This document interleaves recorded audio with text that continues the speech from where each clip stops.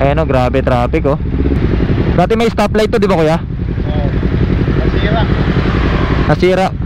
Kasi 199. Nasabitan yung alambre na yan, nasira lahat. Oo. Yung program pa yata. Nasabitan. Nasabitan ng truck yan eh.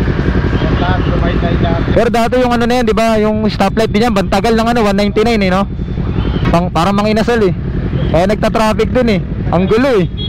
Hindi rin nasusundan minsan yung ano eh, yung oras kasi traffic din. Lalong nagpapatraffic yun eh. Kaya nga eh. Kaya nga, pwede nila i-one way yun. Kaso lang, sobrang tagal mo galing CCTV. Kaya kahit like dyan din nila, hindi rin masusunod. Wala rin, useless din.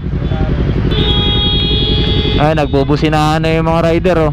Yung traffic enforcer din kasi nagbibideo eh oh. Nagbablog eh. Ay, si kuya oh. Ano yun? Nakasend yata yun sa command center eh. Ha? Sa command center, nakadirect na. Grabe. Walang galawan oh, kaya laging traffic eh. Ngayon lang gumalaw. Ano yan? Grabe naman talaga oh. Guys, dito to sa may fishport sa Taytay Rizal. Umay. Wawa.